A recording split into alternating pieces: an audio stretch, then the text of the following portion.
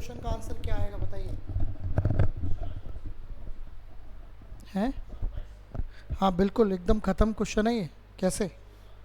इसने बोला 15,000 रुपये पर 6% की दर से 3 वर्षों का, ये आपको कितनी क्या हो जाता है का क्या मतलब होता है अमाउंट? तो 15,000 के अगर 17,700 रुपये हो जाएंगे तो आखिरकार पैसा कितना मिलेगा? है 2700 ना? ओके, तो 15,000 के ये प्रिंसिपल है और अमाउंट कितना हो गया? 17,700। तो आपका सिंपल, आपको जो ऐसा ही मिल रहा है वो कितने रुपए का मिल रहा है? यही क्वेश्चन में पूछ रहा है, राइट? तो आंसर क्या आ जाएगा? 2700। कुछ और पूछ रहा है क्या?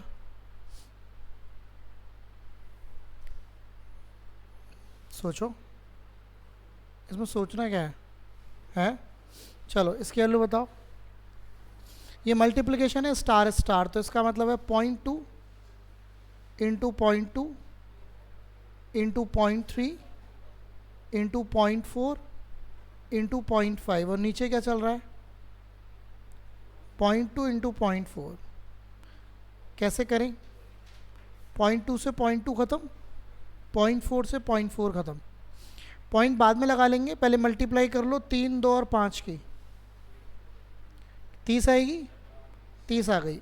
पॉइंट कितने स्थानों पर आएगा? 1, 2, 3। तो 1, 2, तो क्या आंसर आएगा बताइए?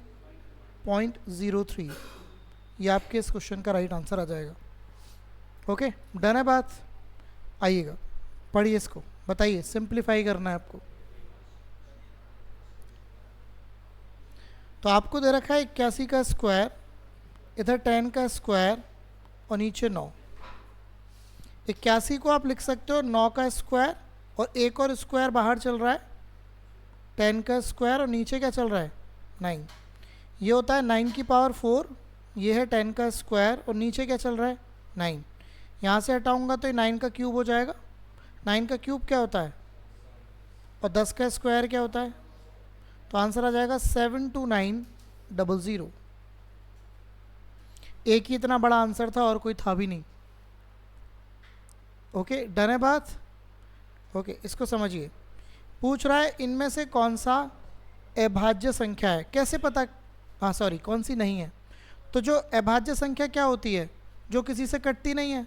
अगर कोई नंबर कट गया तो मतलब आप देखो कैसे चेक करेंगे। सबसे पहले आप चेक करेंगे 2 से, 2 से कोई सा नहीं कट रहा।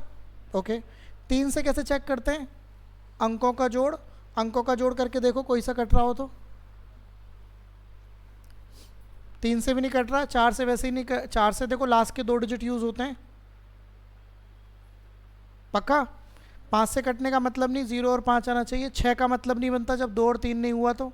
7 का करके देख लो फटाक से। अगर पहला करके देखोगे तो 7 चौक 28, कौन सा कट रहा है 7 से?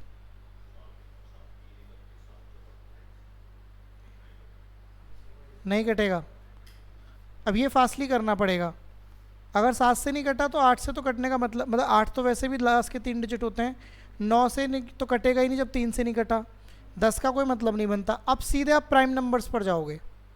11 का रूल, 11 का रूल क्या कहता है? इसका इसका सम, इसका इसका डिफरेंस क्या होना चाहिए? तो 0 होना चाहिए। 11 नहीं कटेगा, ये भी नहीं कटेगा, ये भी नहीं कटेगा, और ये भी नहीं कटेगा। 11 के बाद सीधे जाओगे 13 पर।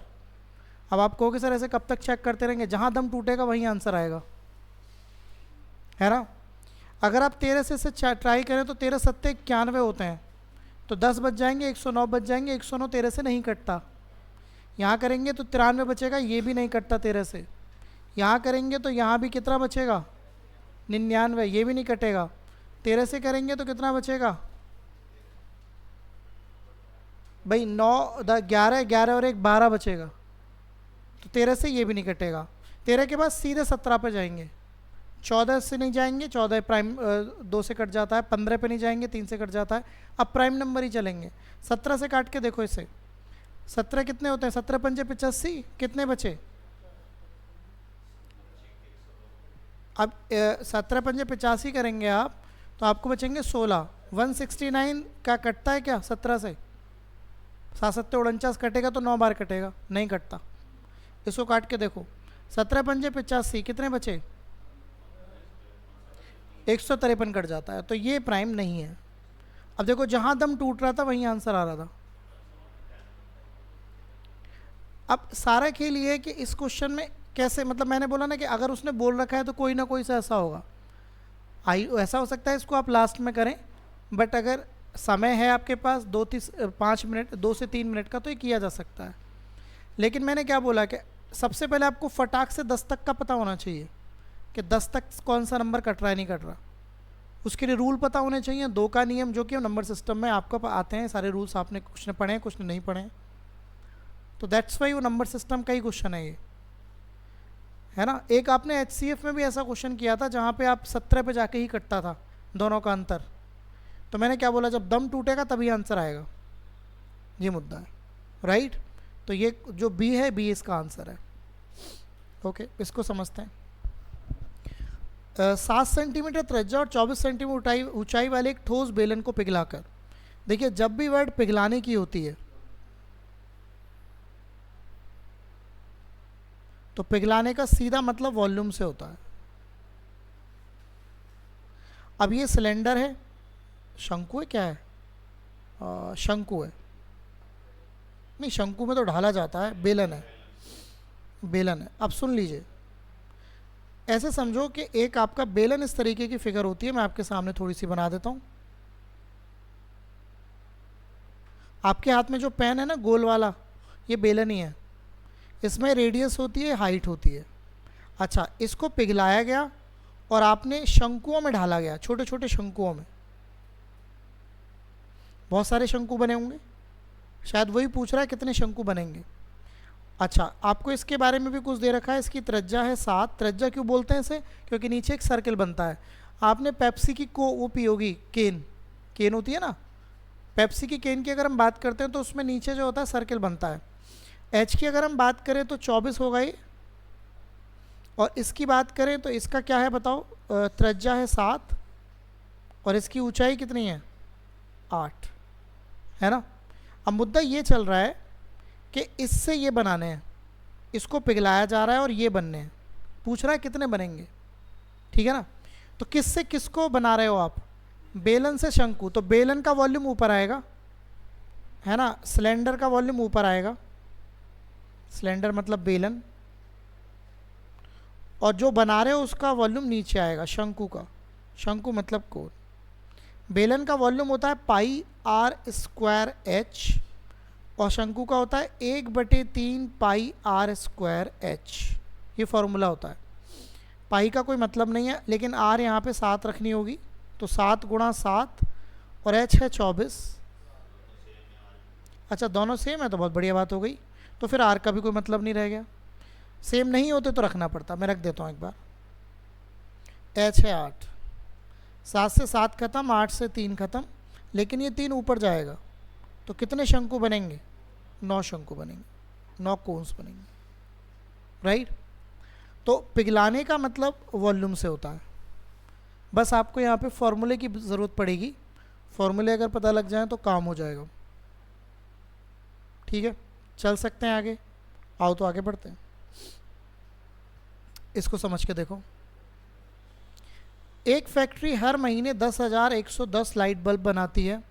यदि 20% बल्ब खराब हो जाते हैं तो कितने बल्ब खराब हुए, तो सिंपल हो गया, 10,110 का सिंपल क्या निकलवा रहा है, 20% निकलवा रहा है, तो बस आ गया आंसर।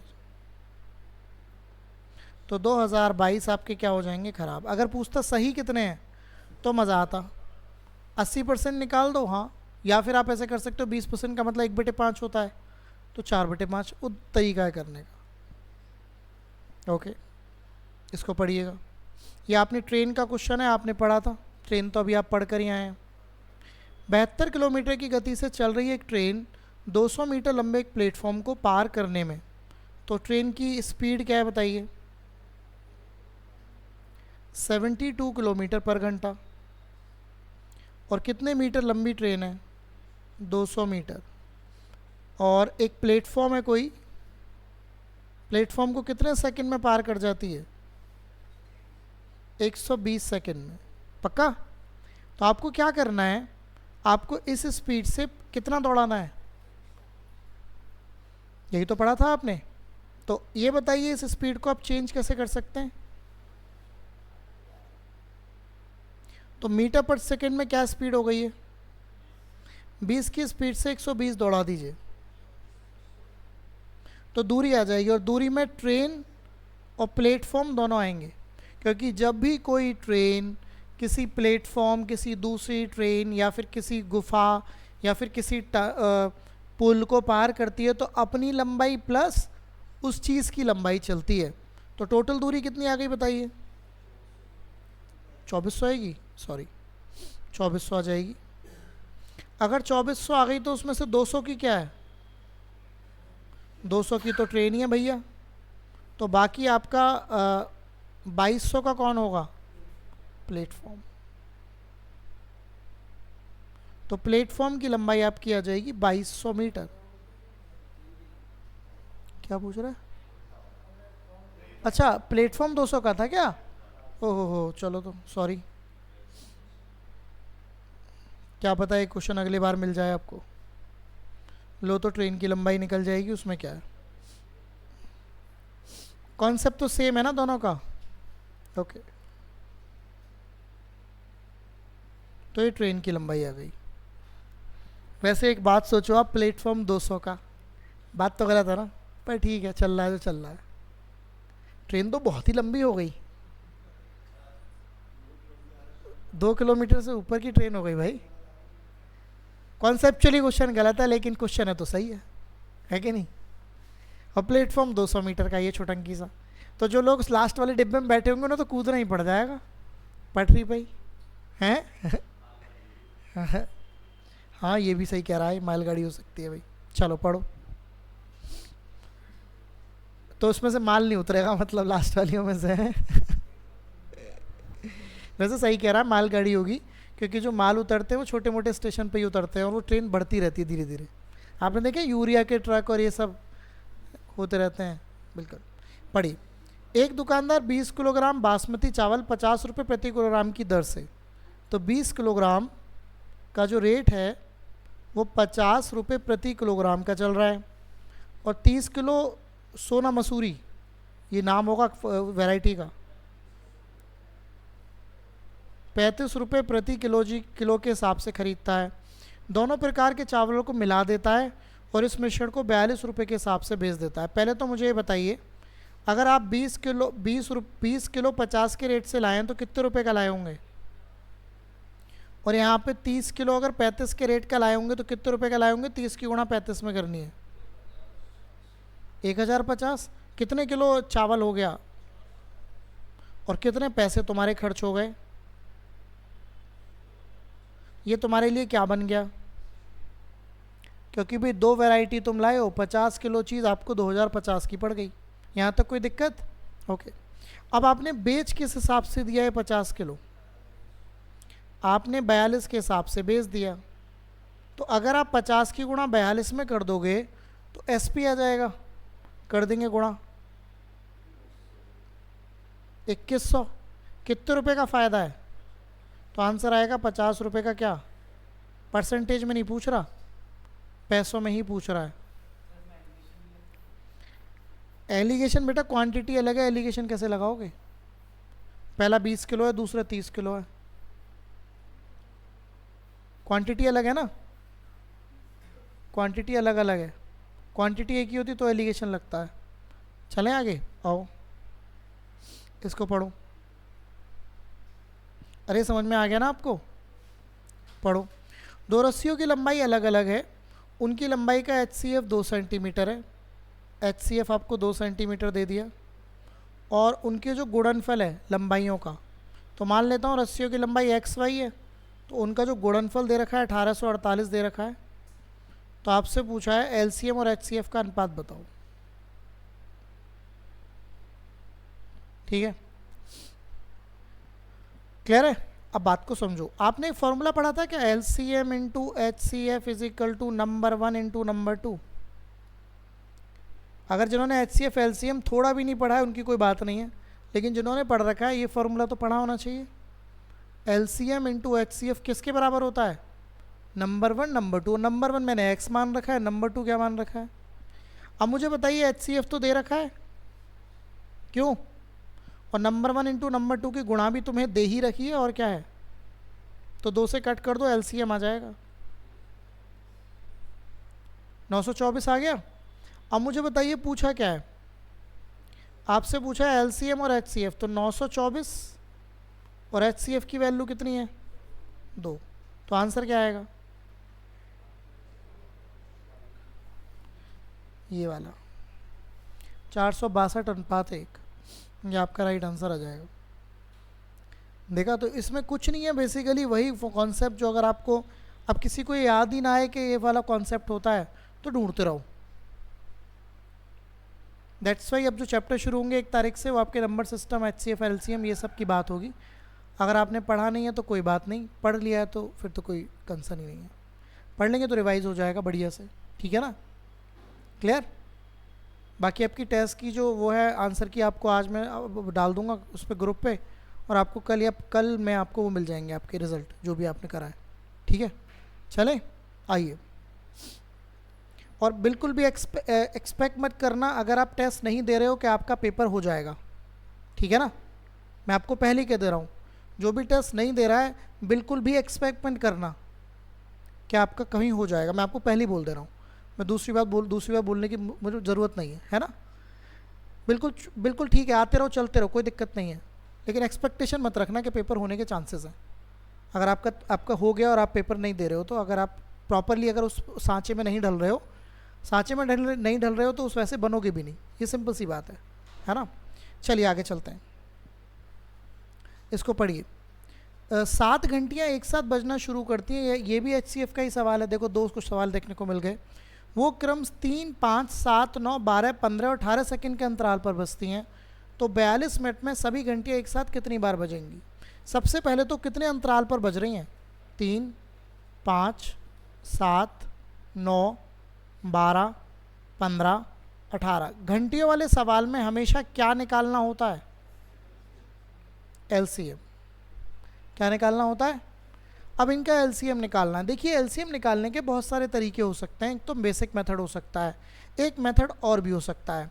जैसे अगर आप ध्यान दें तो 12, 15, 5 और 3 इन सभी का, या मैं इनकी बात कर रहा हूँ, केवल इनका 60 आ जाएगा। आप अलग अलग भी कर सकते हैं। नोटिस करो, 3 आपने टाइम एंड वर्क पढ़ा है, तो 3, 5, 12, 15 की बात कर रहा हूं केवल। 3, 5, 12, 15, 60 आएगा। 60 को अलग लिख लो। 9 और 18 का 18 आ जाएगा। केवल क्या बचा? 7। तो बस आपको इनका निकालना है। इनमें भी इन दोनों का निकाल लो पहले। 7 तो अलग है ना, 7 तो अलग नंबर है। 60 और 18 का 180 आएगा।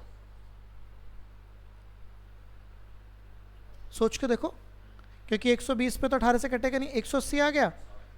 अब 180 और 7 में कुछ कॉमन तो है नहीं, तो इनकी गुणा ही आएगा, और क्या आएगा? बस तो ऐसे ही रहने दो। ये इनका LCM आ गया। और ये किस में आया होगा? सेकंड में आया होगा। पक्का? क्या बात हो गई? हाँ, अच्छा। अब आपको इसका मतलब ये इतने सेकंड बाद ये घंटियाँ दोबारा बजती हैं, इस चीज़ का ये मतलब होता है। जो भी देखो, इसका मतलब ये है कि जो घंटे, वैसे तो आप पढ़ेंगे प्रॉपर, लेकिन मैं समझा देता हूँ। जैसे मान लो एक घंटी 3 सेकंड के अंतराल पर बजती है, एक 5 सेकंड के अंतराल पर, एक 7 सेकंड के अंतराल पर, एक 9 पर, एक 12 पर, 15 पर, एक 18 पर। तो कभी ना कभी ऐसा समय ज़रूर आता होगा, एक बार बज गई, फिर कभी कोई आगे कभी कोई पीछे बज रही है, लेकिन एक समय फिर से ऐसा आएगा जब ये दोबारा सारी एक साथ बजेंगी। वो समय ये है इनका LCM। ओके, लेकिन आपको बताना है कि 42 मिनट में कितनी बार बजेंगी। तो आप 42 मिनट को इससे भाग कर दो। 7 एक्स्ट्रा, 7 तो चल ही रहा था ना डियर। कटेगा क्यों? LCM में तो 7 रहेगा ना। देखो मैंने 3, 5, 12, 15 का 60 निकाला, और 9 और 18 का 18 होता है। 7 तो अलग चल रहा था, 7 चलेगा। अब मैंने 60 और 18, मैं कह रहा हूँ ईजी कैसे करें। 60 और 18 का तो 180 होता है। 7 तो रहेगा ही रहेगा, क्योंकि 7 कुछ कॉमन तो कहीं कुछ है नहीं। आप चाहो तो गुणा कर लो, मैंने गुणा लिखी है। मैं चाहता हूँ कि मैं गुणा ना करूँ, लास्ट में मेरे को कैलकुलेशन तो करनी है, ओके, अब देखिएगा, अब मैं क्या करूँगा, इस 42 मिनट को मैं कितने सेकंड लिख सकता हूँ, इसको भाग करूँगा इससे 180 गुणा 7 से। 21 से कितनी बार कटा, हमेशा ध्यान रखना अगर ये 2 बार प्रॉपरली कट जाता है तो आंसर 1 जोड़कर आता है, क्योंकि या तो आप शुरू की मिस करोगे या लास्ट की मिस करोगे, है ना। तो आंसर आएगा इसका 2 + 1, कितनी बार बचेंगी बताइए, 3 बार। तो आंसर आएगा 3 टाइम्स। प्रॉपरली कट जाता है तो हमेशा क्या आएगा, 1 जुड़ के आंसर आएगा। तो ये 3 बार बजेंगी 42 मिनट में एक साथ, बाकी टन टन टन टन अजीबो गरीब आवाज़ें आती रह रही होंगी।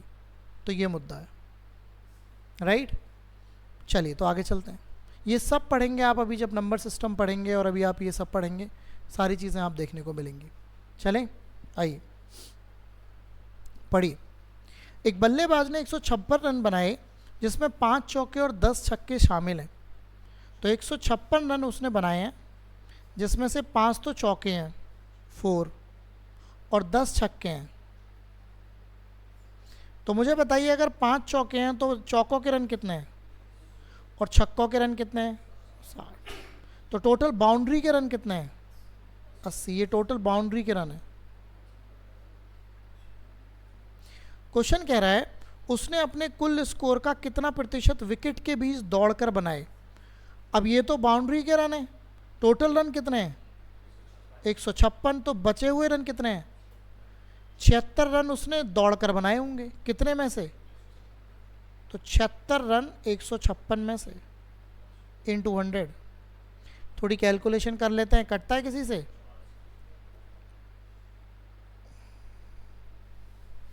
अब तो किसी से नहीं कटता।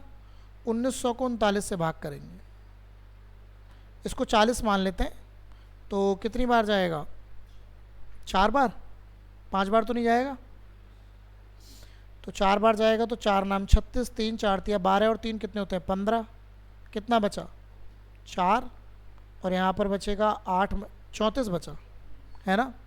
अब 40 ही मान लेता हूँ तो 8 बार चला जाएगा। तो मुझे देख बताना जरा ये आंसर है क्या, अगर 8 बार चला जाएगा तो यही आंसर होगा। 8 नाम 72, 8 तिया 24 और 7 कितने होते हैं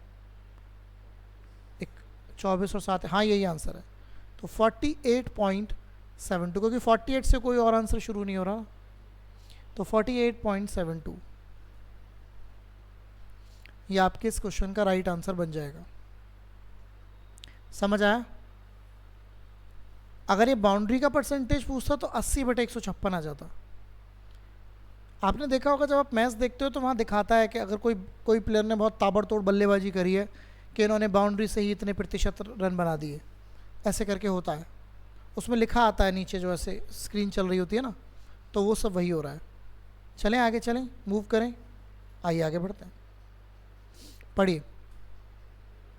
एक रेफ्रिजरेटर पर 9600 रुपये अंकित मूल्य है। एक दुकानदार 12% और 25% की क्रेडिट छूट देता है, फिर भी उसे 20% का लाभ होता है ना। तो मुझे बताइए एमपी कितना है 9600, 12% और कितने परसेंट की छूट दे रहा है बताओ। तो पहली छूट है 12% की और दूसरी छूट है 25% की। अच्छा, छूट आपको पता है एमपी पर ही मिलती है, 12% का मतलब होता है 3/25। छूट मिलेगी तो चीज़ कितने की रह जाएगी, दूसरी छूट 25% का मतलब होता है 1/4, तो चीज़ कितने की हो जाएगी।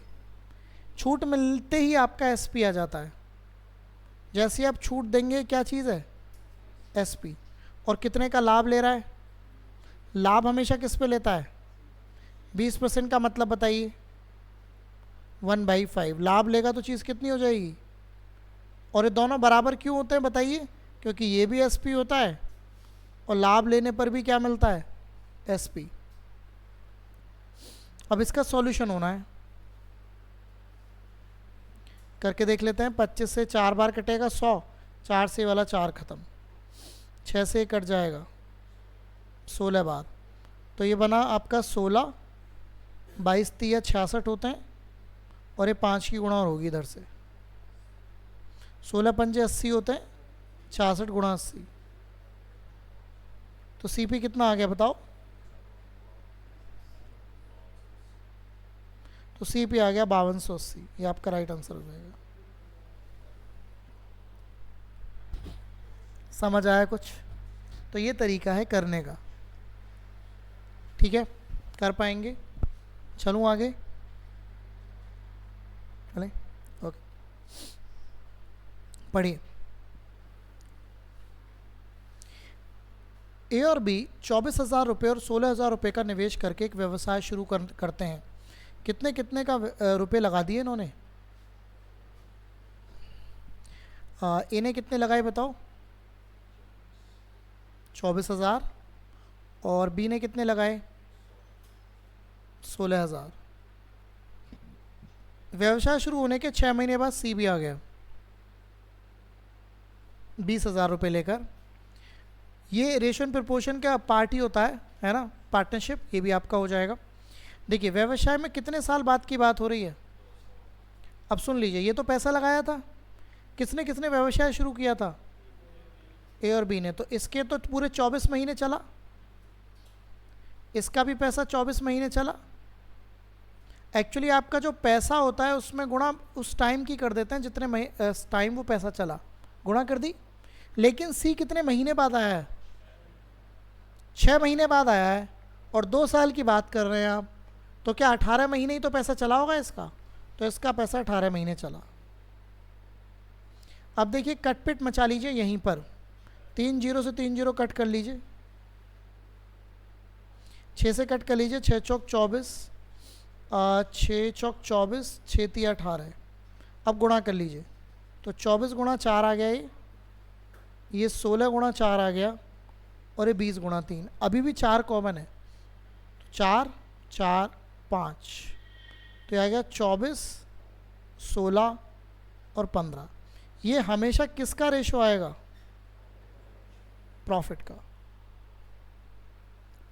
ये हमेशा किसका रेशो आएगा? पार्टनरशिप। देखो पार्टनरशिप आपके पेपर्स में बड़ी इजी आ रही है। पार्टनरशिप वैसे देखा जाए तो काफ़ी कुछ होता है पार्टनरशिप में, स्लीपिंग पार्टनर और ये पार्टनर, ऐसा कोई क्वेश्चन आजकल पेपर्स में पता नहीं क्यों पूछ ही नहीं रहे। जिस दिन पूछेंगे तो उस दिन हल्ला कट जाएगा। अभी जैसे हो रहा ना महा आसान पेपर, फिर हो जाएगा महा टफ पेपर, है ना, तो ऐसे हो जाएगा। तो फिर ये हल्ला कटेगा, पेपर आउट हो गया है। फिर देखो आसान आया, कोई दिक्कत नहीं है। अब कब होगा? अब जब मेरिट आउट हो जाएगी, जब मेरिट आ जाएगी ऊपर। देखो तरीका है ना कैसे मैं अपने आप को डिफेंड करूं, है कि नहीं?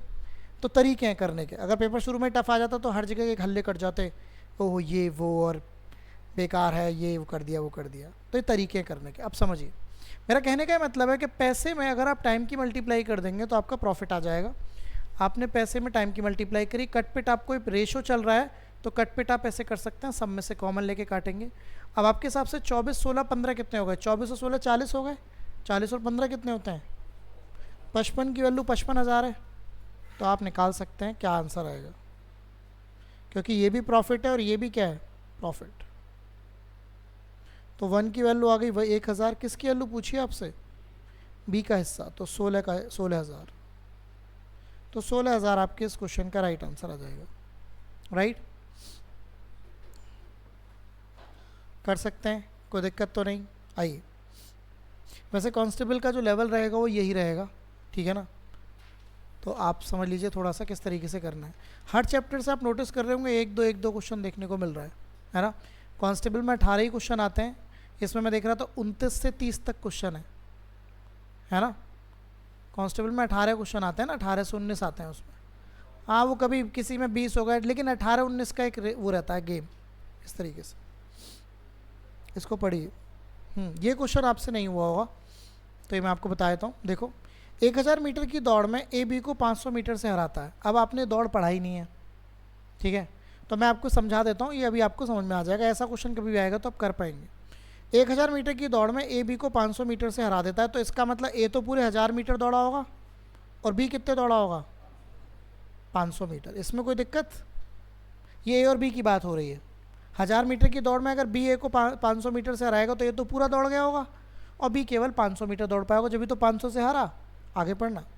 यदि उसी दौड़ में बी सी को 250 मीटर से हरा देता है तो बी सी को, तो अगर बी पूरा 1000 दौड़ा होगा तो सी कितना दौड़ा होगा? 750। अब इसमें से 250 मत कम कर देना 500 में से, क्योंकि उनकी बात अलग चल रही है, उसकी बात अलग चल रही है, उसकी बात। यहाँ से रेशो बना लो, यह आ गया 2:1 का रेशो, और यह आ गया तुम्हारा 25 चौक 100, 25 3 75 आ गया। क्या कॉमन है इन दोनों रेशोज में? तो बी को सेम बना दो। तो 2 1 और 4 3, तो ये 8 हो गया, ये 4 हो गया और ये 3। अब ये रेशो वाला क्वेश्चन भी बन गया। ठीक है, ओके। अब क्वेश्चन पूछ रहा है ए सी को कितने मीटर से हराएगा। तो रेस कितने मीटर की थी? तो इसका मतलब ए तो पूरा ही दौड़ेगा, तो 8 बराबर 1000 है। एक का मान बताना। 125 की गुणा सी में कर दो, 375। तो अगर ए 1000 मीटर चलेगा तो सी केवल कितना ही चल पाएगा? कितने से हारेगा? कितना? 625।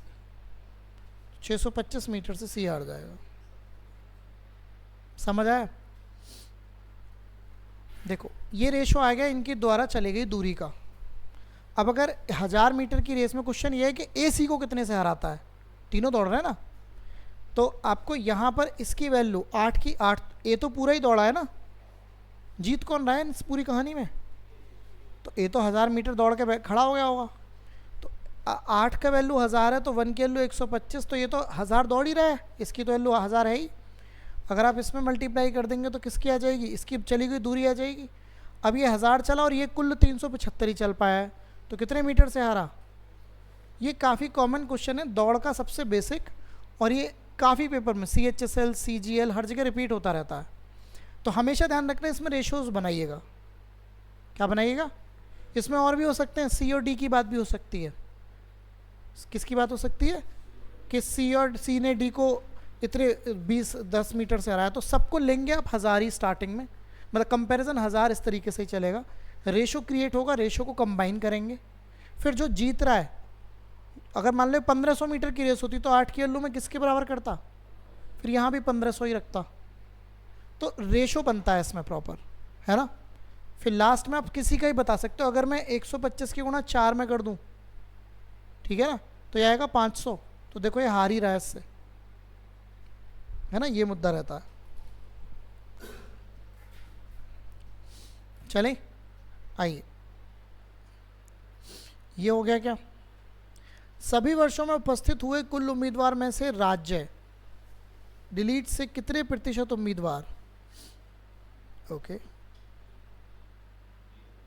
सभी वर्षों में उपस्थित हुए कुल, अच्छा ये है ना, DL ये रहा, कितने उम्मीदवार उत्तीर्ण हुए। तो भाई ऐसा इसमें क्या करना पड़ेगा? ये 860 जोड़ना पड़ेगा, 760 जोड़ना पड़ेगा, 880 जोड़ना पड़ेगा, 1456 और ये भी जोड़ने पड़ेंगे। कौन से? ये वाले 3500, 9600, ये तो पहले आप इनको जोड़ेंगे 860, 760, 880, 1456। मैं आप बता देता हूँ, घर पे कर लेना। और दूसरे केस में आपको 3500 जोड़ना पड़ेगा, 9600 जोड़ना पड़ेगा, 6500 जोड़ना पड़ेगा, 5800 जोड़ना पड़ेगा। अब इसकी जो वैल्यू आएगी उस नीचे इसको रखना है और इनटू क्या करना है? 100। आपका आंसर आएगा 100%, जो भी आप देख पा रहे हो, राइट। अब अगर ये जुड़ नहीं पा रहा है तो भैया काहे का ऐसा ही, क्या जीवन है मुद्दा ही है। हाँ, ऐसे क्वेश्चन जब आपको दिखते हैं कि इतने बड़े हो रहे हैं तो इनको उस टाइम पे नहीं करना चाहिए, इनको उस टाइम पे लीव कर देना चाहिए, है ना, कि आपको पहले आप सारे कराओ, फिर जब समय बचेगा तो इसको करेंगे। ये समय बचते टाइम ही होते हैं, क्योंकि इसमें कैलकुलेशन मिस्टेक होने के चांसेस काफ़ी ज़्यादा होते हैं। क्वेश्चन कठिन नहीं है, क्वेश्चन कैलकुलेटिव है, इसको आप कैलकुलेशन की मुद्दे की बात करोगे, ठीक है, ओके। इसको देख, ये तो हो जाना चाहिए। आपको इसकी वैल्यू बतानी है। कैसे करेंगे बताइए? अंदर से स्टार्ट करेंगे। अंदर से स्टार्ट करेंगे तो 9 दूनी, और ये माइनस का 19 है, -1 आ जाएगा यहाँ पे। -1 प्लस के 5 में जोड़ेगा 4। 4 किसको भाग करेगा? तो 4 तिया 23 - 3 20। 50 - 20 होना है, तो क्या आंसर आएगा? 23। ये बोर्ड मास का नियम है, ये भी आपका भी होगा।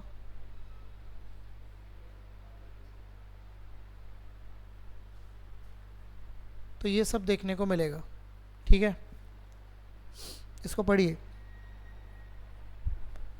एक शर्ट का अंकित मूल्य 7200 रुपये है। एक दुकानदार ग्राहक को अंकित मूल्य पर 15% की छूट देता है। छूट देने के बावजूद दुकानदार शर्ट के क्रय मूल्य पर 20% का लाभ कमाता है। तो बताइए शर्ट का क्रय मूल्य ज्ञात कीजिए। सबसे पहले बताइए एमपी कितना है?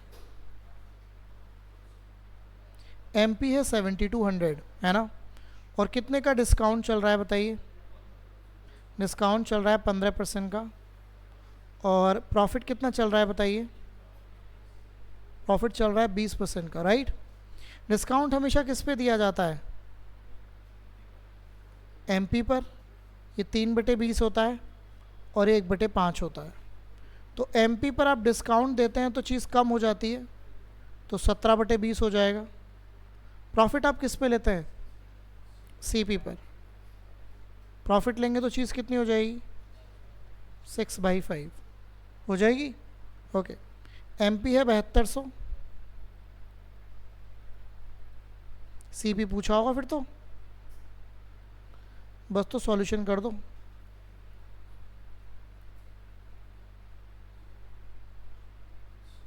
इक्यावन सौ, तो सीपी आ जाएगा 5100। तो अगर ये कॉन्सेप्ट पता है कि भाई डिस्काउंट देने पर भी एसपी आएगा, आपको ही पता है ना, या भूल गए हो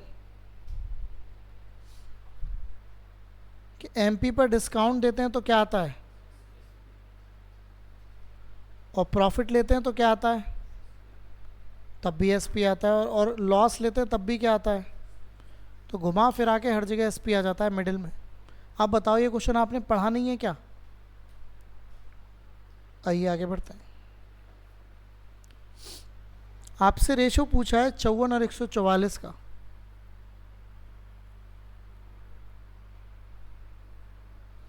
ये भी कोई क्वेश्चन है? हैं? 9 छिक्का 54 और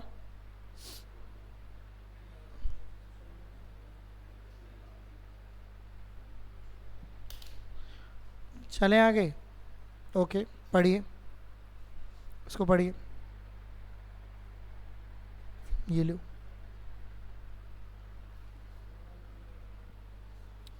3 दशमलव स्थानों वाली किसी संख्या को 4 दशमलव स्थानों वाली किसी संख्या से गुणा किया जाता है। तो आपको पता है अगर 3 दशमलव स्थान को 4 दशमलव से आप करेंगे तो क्या आपको नहीं लगता दशमलव के स्थान जुड़ जाते हैं? तो कितने स्थान पर दशमलव आ जाएगा? अरे अगर मैं कहूँ 0.12 और 0.031, कितने स्थानों पर पॉइंट हो गए? तो जब गुणा होगी तो 5 स्थानों पर आएगा ना। पहले पे 3 थी, दूसरे पे 4, तो जुड़ जाती है हमेशा पॉइंट। पॉइंट के स्थान जुड़ जाते हैं। अब जिसको यही नहीं पता लग पा रहा है तो क्या ही मतलब है कि नहीं? आइए, पता तो खैर सबको लग पा रहा है। बताइए कैसे करें?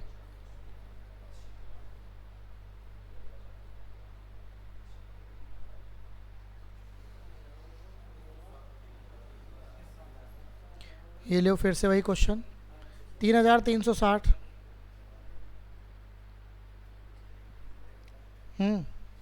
आइए, इसे कैसे करेंगे? एक ही जैसे सेम सेम क्वेश्चन दे दिए।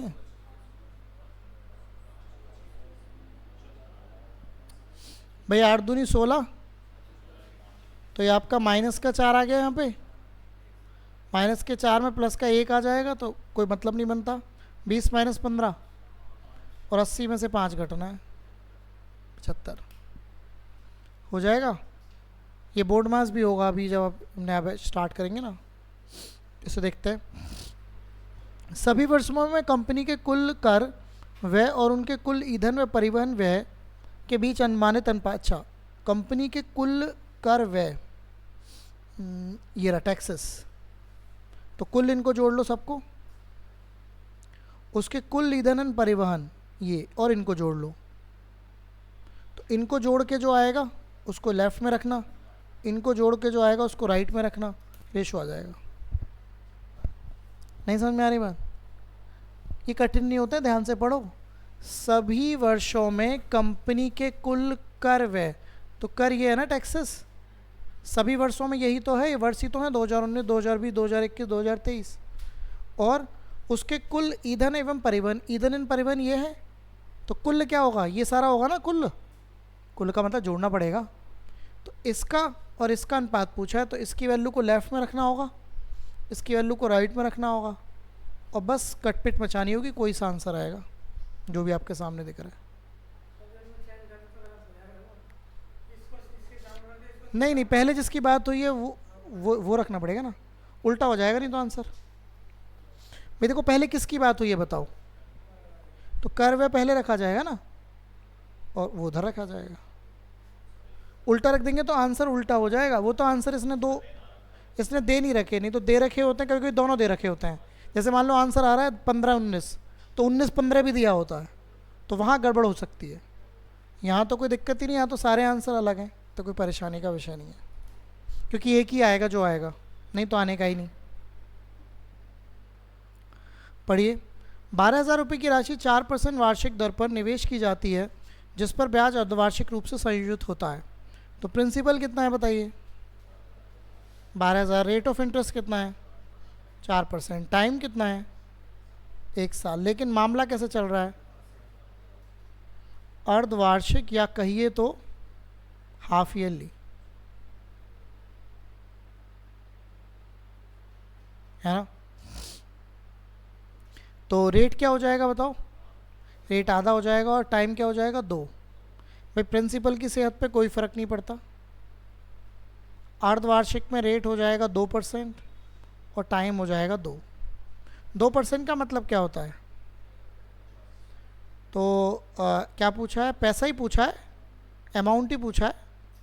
तो 12,000 में 51/50 एक बार बढ़ेगा, और फिर 51/50 करके बढ़ा दीजिए।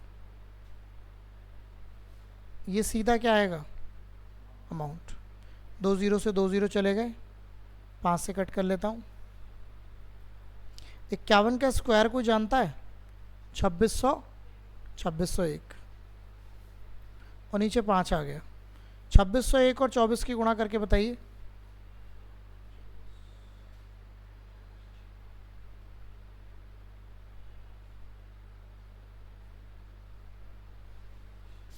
और इसको 5 से भाग कर दीजिए।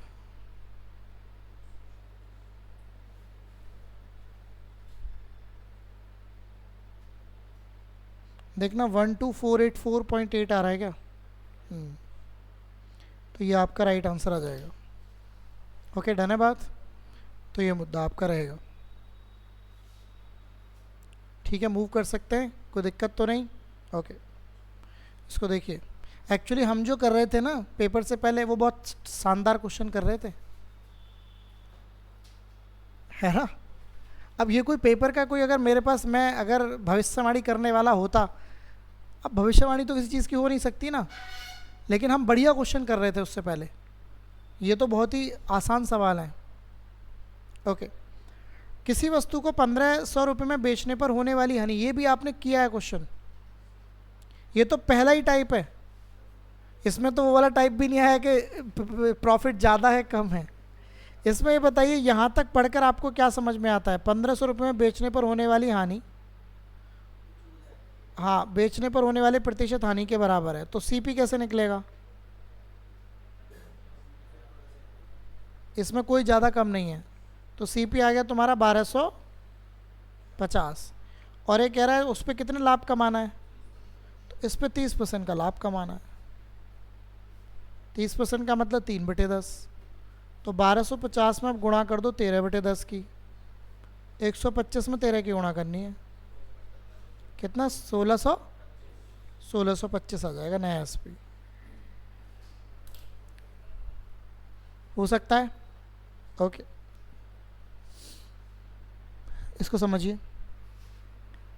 प्रिया और नेहा की सैलरी का अनुपात इतना है, दोनों की सैलरी में 3500 की बढ़ोतरी हो गई, तो उनकी नई सैलरी का अनुपात इतना हो जाता है। नेहा की पिछली सैलरी क्या थी? क्या रेशो था? 5:7 का। इसको 5x मान लो, इसको 7x, दोनों में कितने की बढ़ोतरी हुई है? इसमें ही 3500 बढ़ गए, इसमें ही 3500 बढ़ गए, किसके इक्वल हो गया? 11-15 के। क्लियर? क्रॉस मल्टीप्लाई कर दूं? क्रॉस मल्टीप्लाई करूंगा तो 3500 में मत करना, इसमें कर लेना। ये आ गया तुम्हारा 75x, और इसको लिखना 3500 गुणा 15। ऐसे 11 की गुणा करूंगा 77x, और इसको लिखना 3500 गुणा 11। समझ में आ रहा है? 75 को इधर माइनस में ले जाओ, 2x, और इस 3500 गुणा 11 को जब इधर लाओगे तो 3500 कॉमन आ जाएगा। 3500 अगर कॉमन आ गया, 15 माइनस 11 क्या होते हैं? और नीचे 2 आएगा ये वाला, तो आसान हो गया ना। देखो x की वैल्यू कितनी आ गई? 7000। लेकिन आपसे पूछा था नेहा का, तो 7000 गुणा 5, 35,000। 35,000। अच्छा, नया पूछा है? अच्छा, नेहा की पूछ रहा है क्या? Oh sorry, 49,000। मैंने तो उसकी निकाल दी, प्रिया की। वैसे ना नेहा की अगर पूछ रहा था, नेहा का रेशो क्या था, तो या तो ये आंसर हो सकता था या ये दोनों तो कभी आंसर हो नहीं सकते थे। हाँ, लेकिन इसमें ये लगाए आते मस्ती से, तो करना तो पड़ेगा ही ना। ठीक है, कर सकते हैं। ओके, ये देखो, किसी संख्या का 2/3 7800 का 60% है। आपको नहीं पता वो संख्या क्या है? उसका 2/3 जो है 78, तो 100 का कितने परसेंट है? 60%। परसेंटेज से 2 0 चली जाएंगी, 2 से 3 बार कट जाएगा, तो एक्स की वैल्यू आ गई 780 इंटू 3 इंटू 3। 780 में 9 की गुणा करनी है आपको, कितना? 7020 आपका राइट आंसर आ जाएगा। पक्का? देखो ये वही क्वेश्चन है जो HCF LCM वाला। HCF भी दे रखा है, LCM भी दे रखा है, एक नंबर भी दे रखा है, और क्या दे? आंसर भी दे ही दे नीचे लिखकर, आंसर भी यही है। HCF into LCM number 1 into number 2 होता है।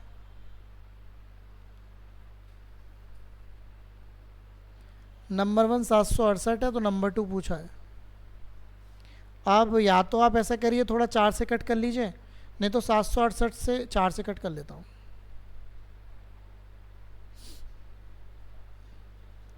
और 4 से कट जाएगा क्या? लो, 3 से भी कट जाएगा। अब 16 से 3 4 5 6 जरूर कटता होगा।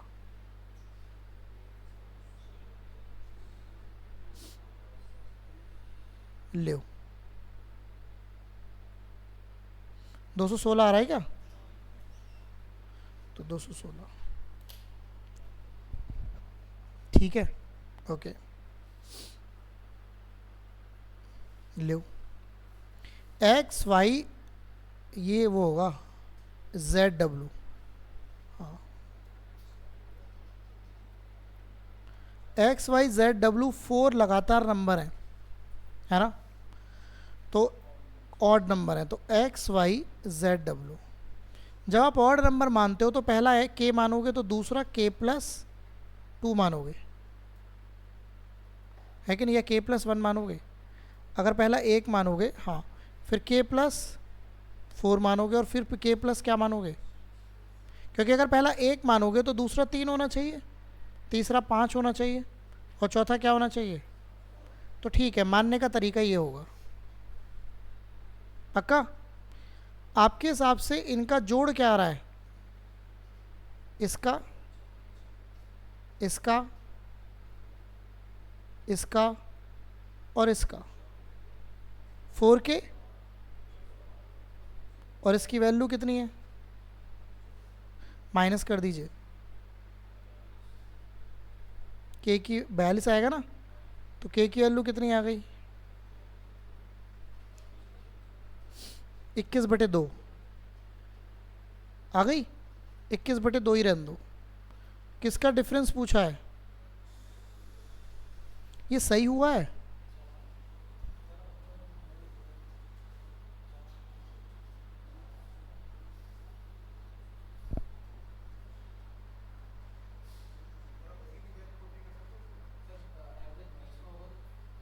एवरेज था क्या ये?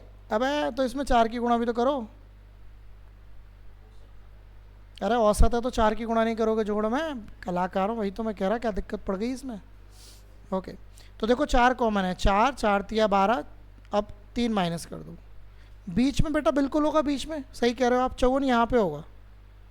54 में अगर आप 1 जोड़ दोगे तो अगला नंबर आ जाएगा 53, माइनस कर दोगे तो 54 में से ऐसे भी कर सकते थे, इसकी ज़रूरत ही नहीं थी। मैंने एवरेज नहीं देखा ना, नहीं तो मैं भी वैसे ही करता।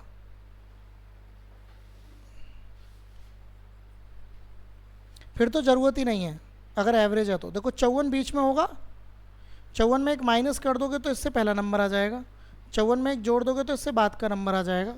ये 51 होगा और ये क्या होगा, 57। पूछ रहा है x + w, इनका जोड़ 51 + 57 और y + 53 + 55, इनका अंतर निकाल दो।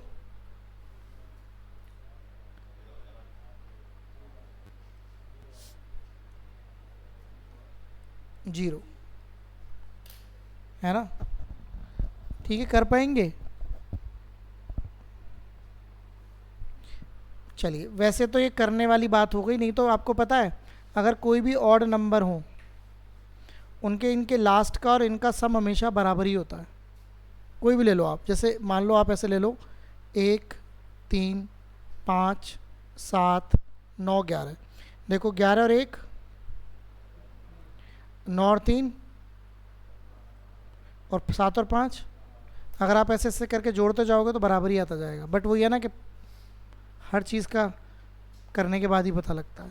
ठीक है, चलिए, तो ये हुई बात आपकी। ठीक है, कल हम इसका दूसरा पेपर करेंगे, 1 तारीख से आपका नया बैच शुरू होगा नंबर सिस्टम से। ठीक है, एक क्वेश्चन और रह गया, इसे तो कर ही लो, इस बेचारे को। पढ़ तो तुम सारा टाइम एंड डिस्टेंस चुके। आने जाने का एवरेज का फॉर्मूला क्या होता है?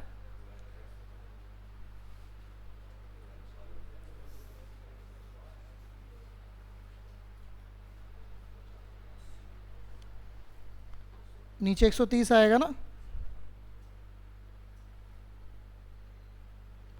तो बस कर दो काम को।